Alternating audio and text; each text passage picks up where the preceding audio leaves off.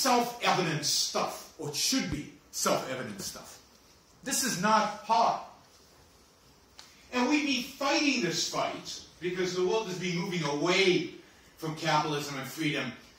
Almost from the beginning of freedom and capitalism, there's been this struggle. And we've been losing this fight. We are losing this fight. We have to recognize that. Without the great news about Students for Liberty, if you put up the socialist numbers, they're much bigger. Right? We're losing this fight in spite of the fact that all the evidence suggests we're right. In spite of the fact that we have great thinkers on our side who have presented the economic arguments for capitalism incredibly eloquently, passionately, and in my view, decisively. I think Mises and Hayek won. Right? They won the debate. On economic grounds, in reality, in terms of the test that is reality, they've won. So why are we still fighting? Why is the other side actually winning, gaining ground? Constantly. I mean, you see this in the United States, where it's maybe more evident than Europe because it's happening a little faster right now, but it's been happening for 100 years. We, those of us who believe in free markets, those of us who believe in capitalism, have been losing. And I think we have to ask this question, we have to ask the question, is it our ideas? Is it our marketing? Is it that we don't get involved in politics? I'm referring to the previous talk, right? Is it all three? But what is it about our cause that makes it so difficult? Because again, it should be easy. I just came back from China. I spent 3 weeks in China, including Hong Kong. And you can see it, right? Those places within China, which have allowed economic freedom, are flourishing. I mean, it's stunning, stunning how much wealth has been created in China. The skyline of Hong Kong. But the skyline of Shanghai is amazing. Not because of government, but because of freedom. Because and then you go to other places in China where there's no economic freedom, where they still have central planning and they still control, and the government's involved in anything, and people are still dirt poor. The correlation between freedom and wealth is there for everybody to see. Now you have a few aberrations like Norway, because you guys got lucky. Because you've got oil off your shores, so you can evade reality for a while. But I'm sure it's just for a while. So what's the problem? And my argument is that there's something about freedom. There's something about capitalism. There's something about free markets. That the culture we live in today, that the world we live in today resents at its core. And that we, in the broad sense, the liberty movement, have not been willing to confront. And as long as we don't confront this, we will continue to lose. What is it about capitalism that people don't like? I mean, this was really vivid in my mind in the 2008 financial crisis when it happened. When the financial crisis happened, and we can discuss what caused the financial crisis and so on. It was pretty complex, kind of the causal chain and relationship of what actually happened there. But at the end of the day, immediately, as soon as it happened, everybody knew what caused it. In spite of all the complicated causal chain, everybody knew. I mean, the newspapers knew the next day what caused it. What caused the financial crisis? According to newspapers, according to the economists, according to the political thinkers, according to everybody. What caused it? Capitalism. I mean, you remember the headlines? Capitalism failed. Wall Street. I mean, clearly Wall Street was the villain. Clearly capitalism failed. Clearly markets don't work. Nobody had a chance to look at the data. And already they knew what the result was. And the fact that they had responded the same way about the Great Depression, and that turned out to be false, didn't stop anybody from instinctually saying, no, this is capitalism. Indeed, every financial crisis, every economic crisis that we've had over the last, 200 years is being blamed on capitalism. We particularly hate who in capitalism? Who are the particular villains? Bankers are the particular villains. We hate bankers more than any other within capitalism. Wall Street, it's always Wall Street's fault, no matter what. It used to be Jewish bankers, right? We go out and kill them when there was a financial crisis. You can't do that anymore. It's kind of not civilized and not politically correct. So we blame bankers, and instead of killing them, we regulate them to death. Which is basically, we nationalize their business. What is it about capitalism that causes this kind of response? What is it about banking, even more so, that causes this like instinctual response against? What's capitalism about? At the end of the day, what's capitalism about? What are free markets about? When I talk about capitalism, I'm talking about free markets, free of what? Free of coercion, free of government regulation, free of control, right? Free of government.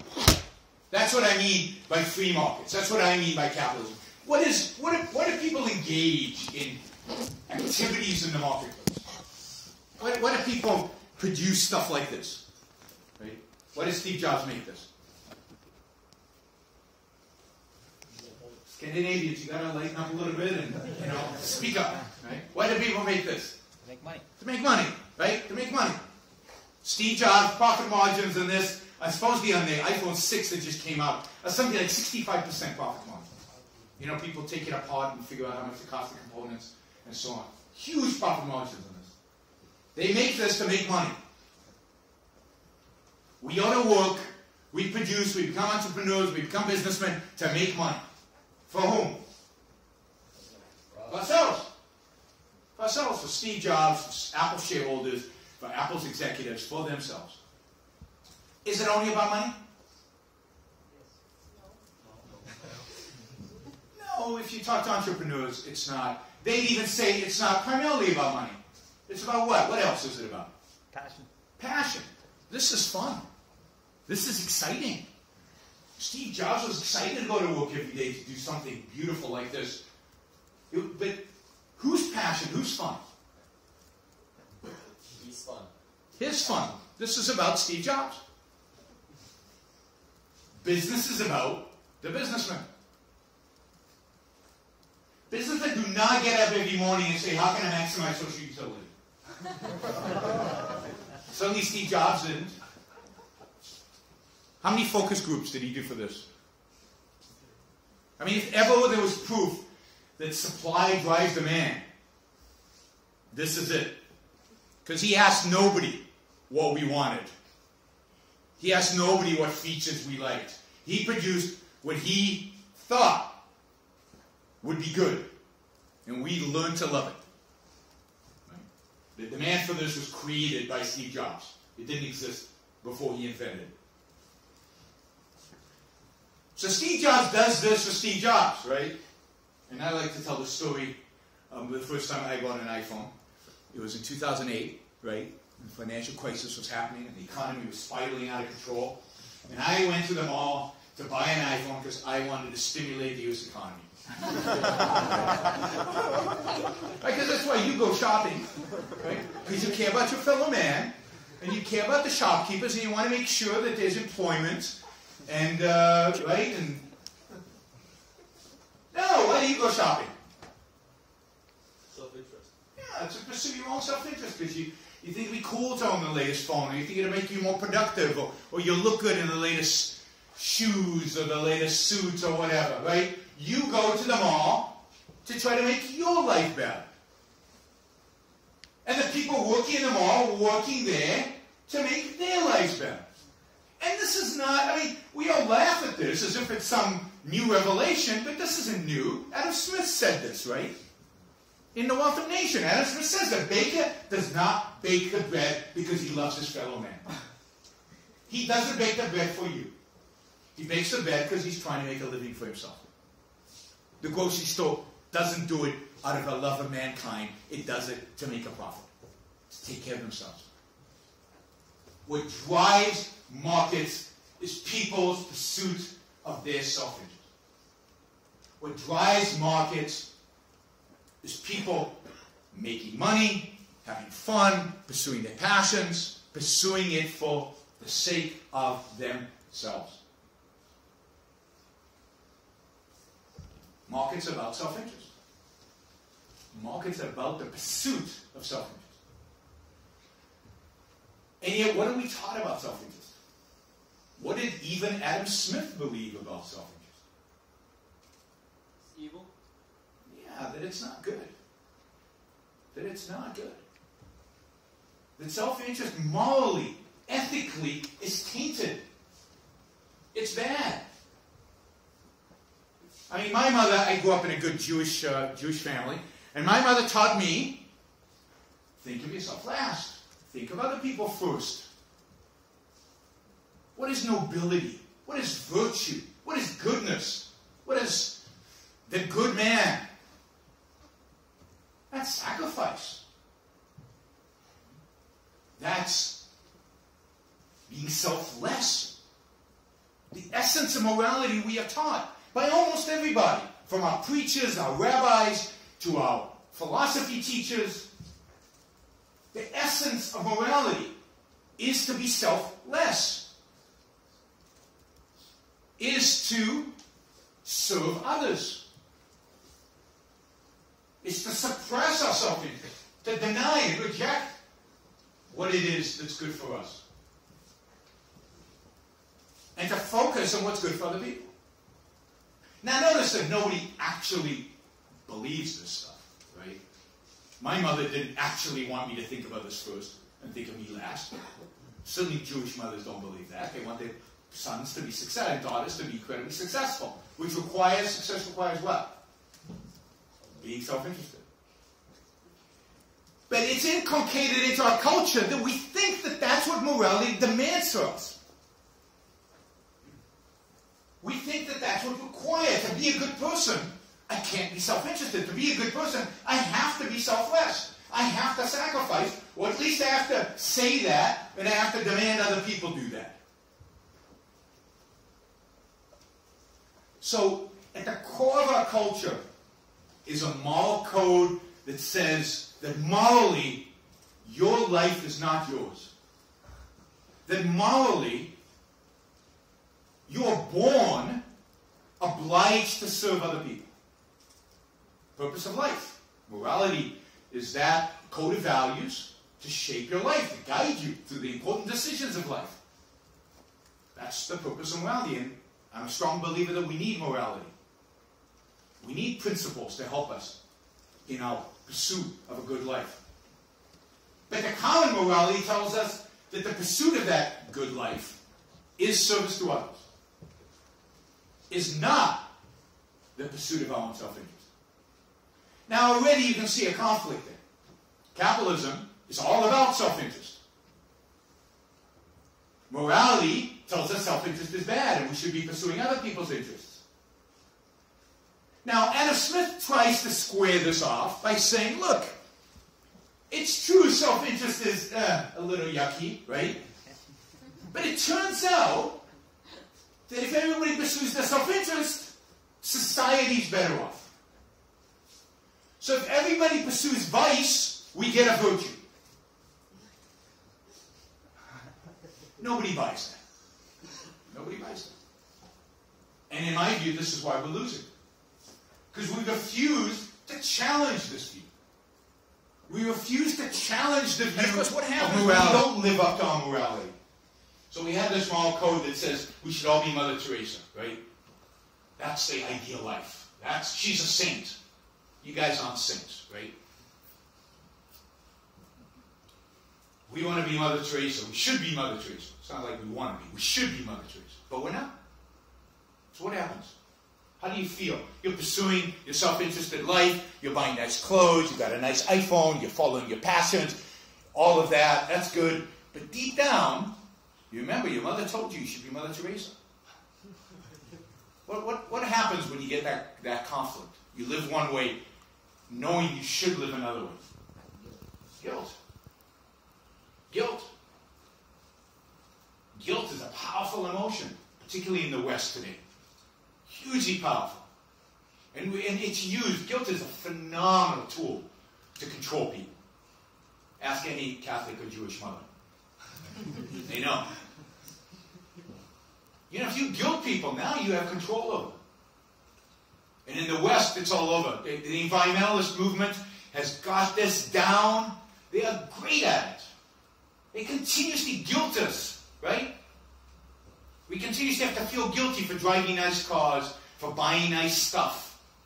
They leverage that guilt into political power. They leverage that guilt into reducing our freedoms. Guilt is at the core of how they gain control and how they grow their power. You know, in America today,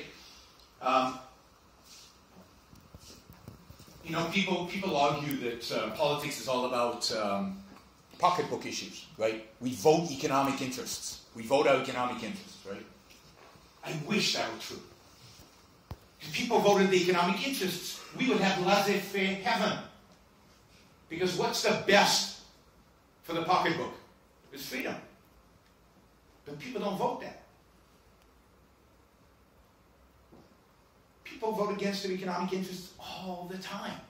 Most people vote against their economic interests all the time. Look at the wealthy in America. President Obama ran with a promise to raise taxes on the rich, right? Which he did. So he lived up to that promise. So how did the rich vote? You think all the rich voted against Obama because they didn't want their taxes to go up, right? That's money out of their pocket right away. No, 8 out of 10 richest counties in the United States voted for Obama. And a lot of libertarians will say, well, that's because they're cronies. And Obama shuffles a lot of money in their directions. They voted for Obama. The empirics don't show that. Many of these counties are not places where there's cronyism. Many of these counties are in the most entrepreneurial areas in the country, like Silicon Valley. They voted to raise their taxes. Not just with Obama. We had a referendum in California to increase taxes on anybody making more than, I think, $250,000 from a 10% state tax to 13%. That's a big raise. Big increase in taxes.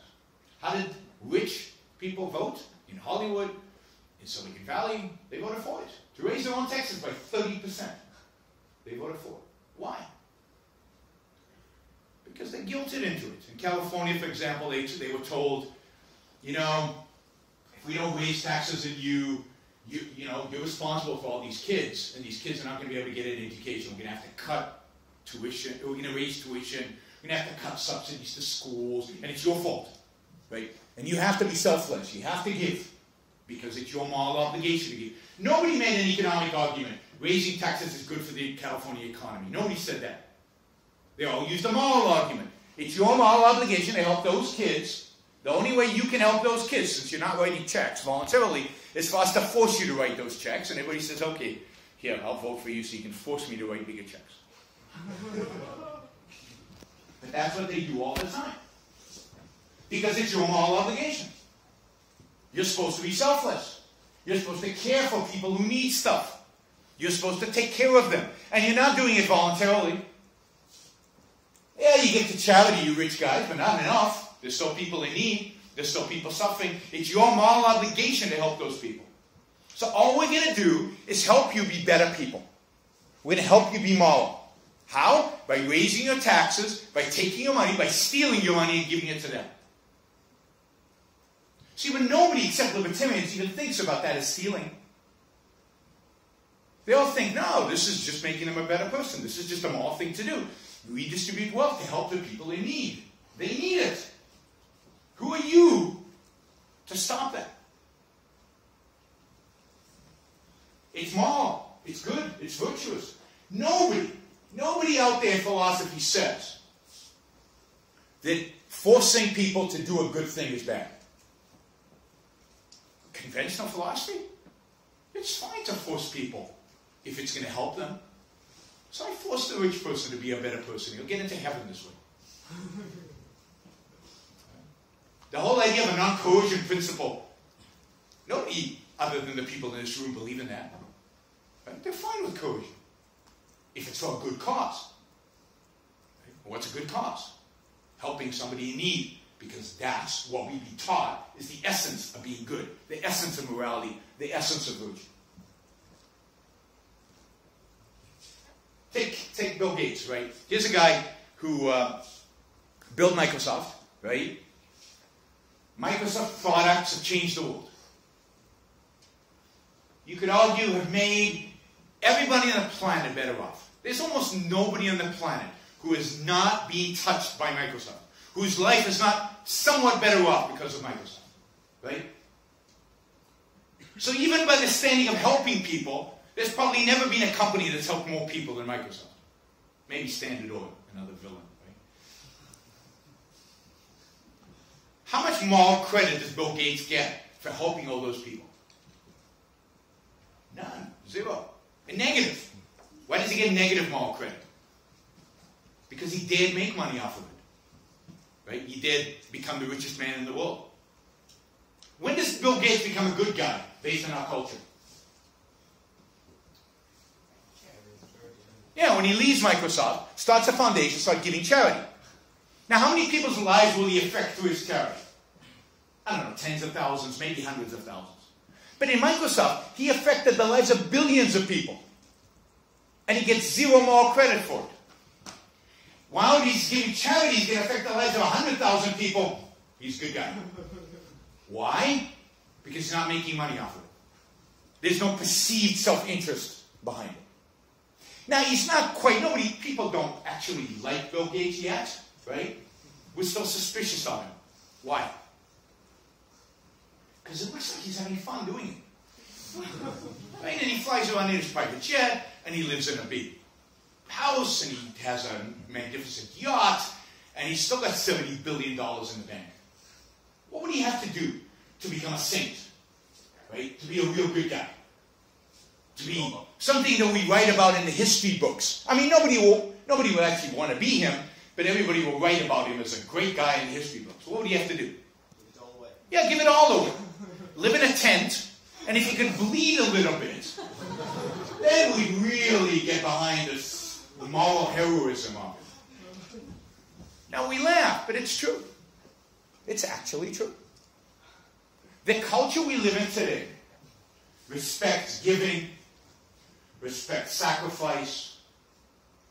It doesn't respect building, creating, making. I mean, think about what Bill Gates did in Microsoft. Think of how many jobs were created because of what he did. Think of how much wealth was created. And millions of people were employed because of Microsoft. Think about the whole supply chain. And he took care of himself. He lived a good life. He made a lot of money. He built a nice house. He took care of his family. He lived what looks like a flourishing life for himself. That we condemn. That, we don't trust it. Giving, that's good. That's moral. That's noble. That's socialism. That's statism. That's not consistent with capitalism. Building, creating, making, that's consistent with capitalism. Giving is a sideshow. I mean, I'm not against charity. Giving's fine. But it's not important.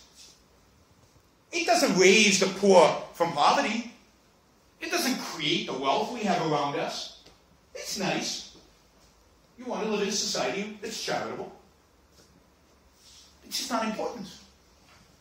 And yet, I was at this awards dinner in Charleston, South Carolina, right? So this is in the South. So you can't blame these people for being liberals, right? Liberals in the American sense. Socialists.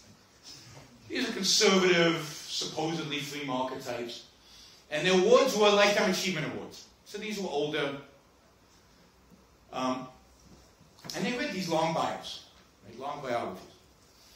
And they, talk about, in the first minute and a half, they talk about the business achievements. All these are successful business people, locally.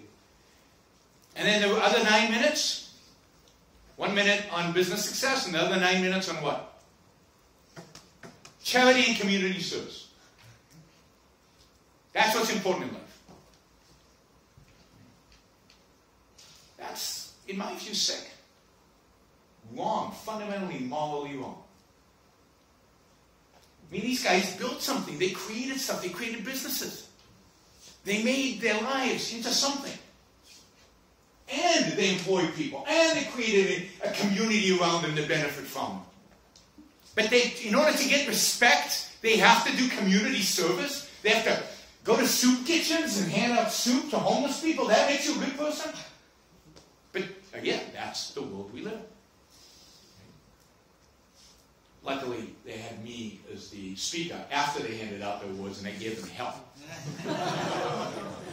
Because I told them they should be proud of their achievements. You know, the United States in 1776 was a third-rate colony. The British didn't really fight the war. They had other issues to deal with, right? So America won, right? It was nothing. By 1914, it was the strongest industrial power in the world. Strongest, biggest economy in the world. That did not happen because of charity and community service. It happened because of capitalism. It happened because of business. It happened because of self-interest. It happened because people went out to make a life for themselves, including making money, and lots of it. That's how America succeeded. And that's what America should be proud of. And yes, there was some charity and community service along the way. Who cares? I mean, it's fun. Not important. And it's not just that it drives us to redistribute wealth. A conception of self-interest, the way we're taught about self-interest, corrupts our understanding of the concept. So what are we taught about being self-interested? By the same people who tell us that morality is to be selfless. What do they tell us being selfish means? When we call a kid in the yard, oh, that kid's selfish, what do we mean? Do we mean he's taking care of his own life? He's pursuing his long-term self-interest? He's mean. Yeah, he's mean. He's a bad kid. It means he's a lying-cheating SOB. That's what it means. That term, to be selfish, is implicit now associated with lying, stealing, cheating. Bad stuff. Now, we concluded a minute ago that capitalism is about being selfish. Pursuing self-interest. In the minds of most people, bang, it must mean that they lie, steal, and cheat too. It must. Because if they're self-interested, that goes hand in hand with lying, stealing, and cheating. So, of course, when you have a financial crisis, you blame it on bankers. They're the most selfish of all businessmen, it appears, because they deal just with money, it appears. You can ask me about what I really think of bankers. But I think positive things of bankers. It appears they only deal with money. That's the most self-interested thing you could be. Then there must be lying, cheating, and stealing. Because that's what selfish people do. I mean, you see this in every regulation that is passed, right? I use, elevators. In the United States, when you walk into an elevator, there's a little thing on the wall, a little diploma on the wall, that says that a government bureaucrat has inspected the elevator, and it's good. It will not kill you. Because we know that if we didn't have government inspectors inspecting elevators, they would all drop from the sky and kill. Because the way to make money, if you're truly a selfish businessman, is to kill your customers. If we didn't have food inspectors, McDonald's will sell us tainted meat. Why? Because McDonald's is about money. Money leads to selfishness. Selfishness is lying, stealing, cheating. That's it. You don't have to think about it anymore. Nobody does. Nobody thinks about, well, what would be market alternatives to these kind of things? Would elevators really fall and kill everybody if there was no government inspector? Maybe the government inspector is actually more corrupt than the actual, free market inspector that would replace him. And nobody even thinks about that because they're associating selfishness with lying, stealing, cheating. Therefore, all businessmen have to be liars, stealers, and cheaters.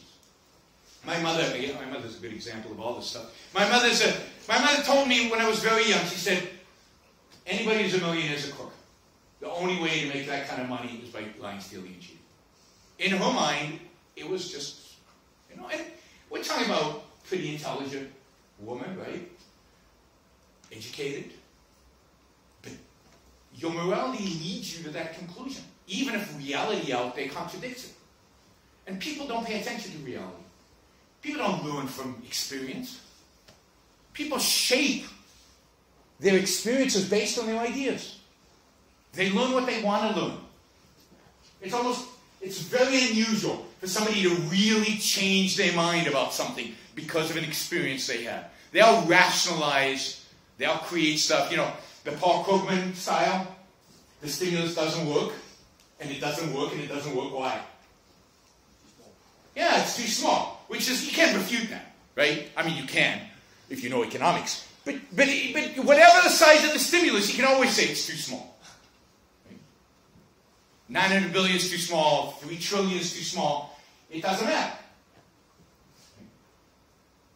So, stimulus doesn't work. You don't learn from that. Stimulus has to work, so it must be too small. That's how they deal with everything. Ideas shape how we understand our experiences. Unless we're committed to reason, to reality, to being objective. But almost nobody's committed to that. So in my view, the battle that we're really facing is a moral battle. And this is why it's so hard.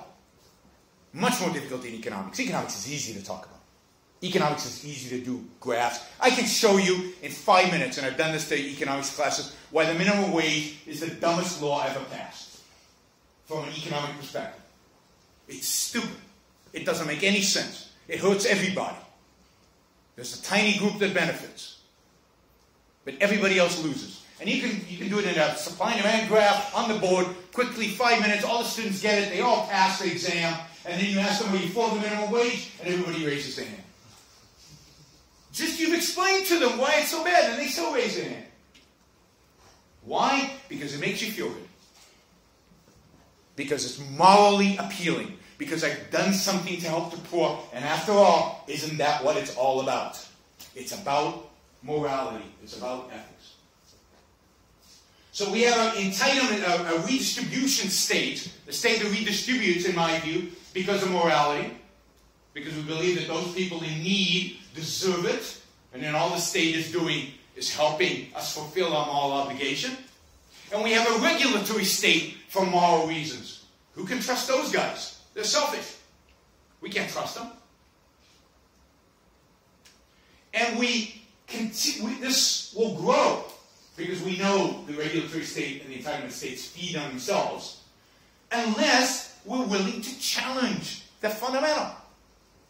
And challenging the fundamental needs to present an alternative. And this, I think, is Ayn Rand's contribution to this debate, to the liberty movement, if you will.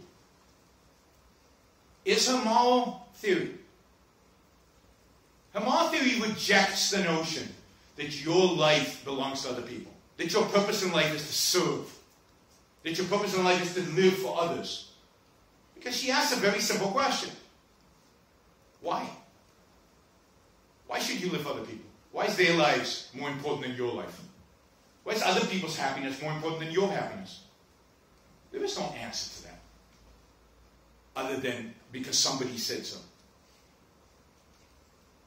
But the fact is, we have one shot at this life. Morality should be a set of principles, a set of values to guide us towards achieving our life, making our life the best life that it can be. Flourishing, success, happiness, that should be the goal of morality, to teach us how to attain that, to teach us how to get there. Because, just like anything else in life, there are things that are good for us and there are things that are bad for us. If this is true in the physical level, there's food that'll kill us and there's food that is healthy for us. Now, there's a big debate on which is which. And we use science in order to determine which is which. But the same thing is true spiritually. There's certain values that if we pursue them, lead to a good, successful, happy, flourishing life. And there are other values that if we pursue, lead to a crummy, horrible, pathetic life. And the purpose of morality is to tell us which is which, to teach us, to help us, to provide us with principles. so we can live a good life. And this is Aristotle, right? This is Aristotle's view of morality. The virtues and values that lead to eudaimonia, to human flourishing, to human happiness, to human success, on an individual level. And it's not easy to figure it out. I mean, look how hard it is to figure out what food is good for you or bad for you. I mean, there are constant debates about this. Spiritual values are even more difficult. So we need professionals, we need experts to help us do it. And this is what moral philosophy should be about. Not to teach you how to sacrifice, not to teach you how to serve the common good, whatever the hell that means. Nobody can define it. Not to teach you to demean yourself, to reject your own identity, to reject your own happiness, but the opposite. To teach you how to be good, how to be virtuous, how to be successful. That's what morality should be about. Our job should be to go out there and teach people that their life is theirs. Their happiness is their moral crusade. That's what's important. And then what does it take to achieve happiness? Well, as human beings, what do we need in order to attain happiness? Well, what do we need in order to attain any value as human beings? What is all the values we have around here? Where do they come from? I mean, because really, if you think about it, we're pretty pathetic physical specimens. I mean, just look around the room. You can look. We're slow. We're weak. We have no fangs. We have no claws. I mean, you put a human being and a saber-toothed tiger. I mean, it's ridiculous. And yet, here we are. And where's the saber-toothed tiger? He's gone. Not only that, we build skyscrapers. We build rooms like this. We build technology. We have Twitter and Facebook. Saber-toothed tiger has nothing. He's dead. How do we do all of that? Yeah, we use our minds. So if you care about your own life, if you care about your own happiness, if you care about human values, what should you care about most? What is the most important of those values? What is the value that makes all other values possible? The human mind. Our reason. Our ability to think. So at the core of a morality of self-interest is a morality that places reason as the primary value. As the value that will determine every other value. And what is the enemy of reason? What is the thing that stops us from being able to think and to act on our thoughts? What it is that prevents us from achieving reason as our guiding value in life? Emotion. Well, emotion you can overcome. I mean, it's hard. It's a challenge sometimes, depending on your emotions. But it can all be overcome. It's up to you. But what can't be overcome? Morality. What? Morality. Yeah, but this is morality, right? I'm saying to follow reason is morality. But what can stop you from pursuing morality? What can stop you from pursuing your life? What can stop you from pursuing thought? What can stop your thinking? Make it irrelevant. Force. Force. The reason coercion is evil is because it is the anti-reason and therefore the anti-life. If life depends on reason, then force is evil. If I stick a gun to the back of your neck and I say from now on 2 + 2 = 5, you have to behave as if 2 + 2 = 5, and if you don't, I shoot you. Forget about thinking. You can't program a computer. You can't build a bridge. You can't do anything. You can't advance. You can't pursue your values. You've corrupted your mind. Thinking becomes irrelevant. So, if we believe in self-interest, if we believe in the pursuit of happiness as individuals, if we believe the purpose of life is to make the best of our own lives, then we reject coercion. We don't want people to choose our values for us. We have to figure out our values. We have to choose what to do and what not to do. We can be helped and guided by experts, but we have to make those choices. And when other people coerce us, that is a negation of our own reason. That's telling us we can't pursue our own self-interest, our own happiness, our own success. So when people want to coerce you, they're rejecting the idea that your life is yours, and they're rejecting the idea that you have a right to pursue your own happiness. A moral right to pursue your own happiness. Put aside politics. And that needs to be our argument against coercion. It's not in your self-interest to be coerced. It's not hard for people to understand. You value your mind. Well then, you don't want people to tell you what the product of your mind should be. You need to figure it out. That's the whole fun in life, is to figure that out. That's what makes life interesting. So coercion is out because it's anti-self-interest, it's anti-reason. And once you take coercion out, what are you left with? You're left with capitalism. You're left with a system that says the only purpose of government, and I do believe government isn't necessarily good, the purpose of government is to extract coercion from society, to make sure that coercion doesn't intervene in our ability to pursue happiness, doesn't intervene in our ability to pursue our values, doesn't intervene in our ability to pursue our own self-interest, our own lives, our own flourishing, our own happiness. So government is there to keep the crooks away from us, to catch the fraudsters, to put them in jail, to protect us from, I don't know, terrorists and invading armies, to arbitrate disputes, because we're always going to have some disputes, and they have to be arbitrated.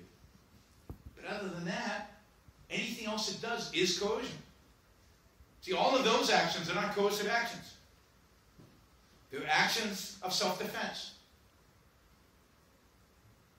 So, once you make the case for self-interest, in my view, capitalism is easy. Nobody who respects his own life, nobody who really wants to be successful, who really wants to flourish, who really deep down, morally, is committed to his own well-being, wants mother government to tell him what he can and cannot eat, can and cannot drink, which business he can and cannot open, what accounting regulations he should follow. Nobody with self-esteem wants that. What we need are people with self-esteem, who care about their own life, who love their own life, who are confident in their own life. People like that don't want government all over their lives. So the fight, from an ideological perspective, from a marketing perspective, in my view, has to be to convince people of that. To convince people of an alternative morality, to reject the selflessness for a self-interested morality. And if we do that, I think the rest is easy. The politics fall into place. Thank you all.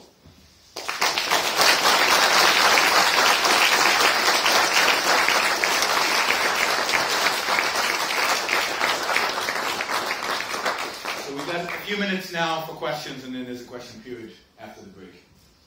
So questions. They have to be questions. Yeah. Yeah, as to the question of why I ran a post question, why should I sacrifice? The anti-egoists have come up with some answers to that. I just want your opinion on it. But all through my school years, I was told that I was lucky, that I was born here in a Western country, I was given all this wealth and education and everything. Yeah. And I should be thankful and remember that. And yeah. So this is Rawls, right? This is the Rawlsian. John Rawls, the philosopher, view is, look, it's all luck, right? You're born with a particular type of genes, and you're born with particular parents, and you're born in the right century, given those genes. And if you listen to Warren Buffett, the second richest man in America, he talks about this. He says, I'm lucky. And there's an element of truth to that. But that has no moral bearing one way or the other. Yes, you were born with particular types of genes. Yes, you were born in a particular century. Okay. Morality doesn't apply to the metaphysical. You were born. I can't say that's moral or immoral. It just is. You don't, you don't apply moral terms to what is. So, for example, you can't say that if an earthquake hits California, it's unjust. It has nothing to do with justice. Justice is an issue of choices that people make. Only human beings can be just or unjust.